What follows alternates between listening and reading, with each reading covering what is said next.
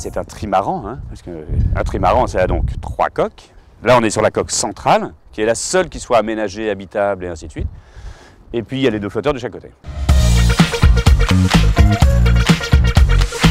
Quand on est autour du monde, il y a toujours au minimum 4 personnes. Un qui barre, le barreur, il se relaie assez régulièrement, et les garçons qui sont au réglage des voiles. Donc il y en a un qui peut être là-bas et abrité sous cette casquette ici.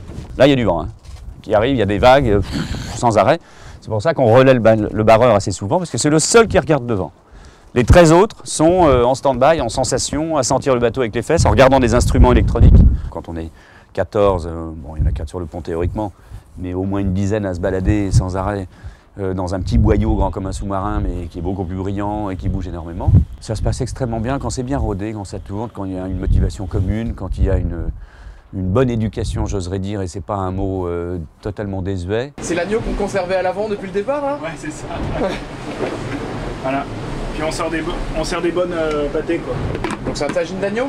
C'est un tagine d'agneau. Les fruits sont là? Il est évident qu'il faut prendre soin de tout, et du bateau et des hommes, évidemment, la nourriture fait partie de ça. C'est essentiellement, c'est pas de la grande gastronomie, hein. C'est des gros paquets sous vide avec de la poudre, un peu de choses près, tout est lyophilisé ou déshydraté pour gagner du poids. On fabrique de l'eau, on fait chauffer de l'eau et on met et on mélange, c'est tout.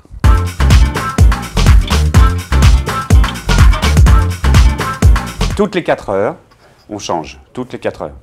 4 sur le pont, 4 en veille, 4 qui dorment. Mais les 4 qui sont en veille ont du boulot, ils préparent la bouffe dans la cuisine pour les autres. Sur ces rails, ici, là, sur les petits rails en carbone, tout ça c'est que du carbone, ultra léger. On a des sacs avec nos petites gamelles, rangées par numéro, il y en a 14. La brosse à dents, la cuillère, une chacun, c'est tout. Et une seule gamelle, c'est tout. Il n'y a pas de cristal ni de vaisselle, hein, on est bien d'accord? Non, ça c'est du chicane. Donc ça, c'est le dortoir. Il y a une, ici, tout près du plancher, 2, 3, 4 bannettes. Les 4 qui roupillent pendant 3h30 à peu près. Hop, et quand ils se lèvent, ils passent en veille. Nous avons un Père Noël à bord. Ah, est-ce que je peux conduire le traîneau? Il va essayer le traîneau. On a ce qu'on appelle une centrale inertielle, et puis une centrale de navigation qui analyse la vitesse du vent, la vitesse du bateau, la température de l'eau éventuellement, voilà, tous les paramètres. On a surtout un énorme travail permanent de navigation pour savoir où on va, de réception de cartes météo. Et puis on n'arrête pas de faire, parce que ces bateaux-là qui vont très très vite, on peut aller très vite au mauvais endroit. Donc il faut en permanence déterminer quelle est la route à suivre.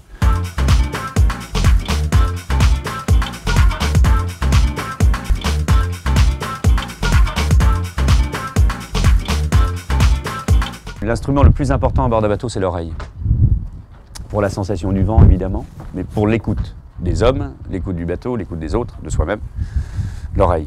Moi, j'aime bien ce travail de chef d'orchestre un peu, pour faire que tout le monde connaît la partition, tout le monde sait jouer, mais à un moment, il faut imprimer et le tempo, et le machin, et que le bruit général, et que même les mouvements correspondent au bruit. S'il y a une dichotomie, un anachronisme entre les deux, c'est qu'il y a un problème. Il ne faut pas brûler les étapes. Il faut attendre tranquillement et naviguer en permanence, être motivé. C'est faire en sorte de se retrouver au bon moment et au bon endroit.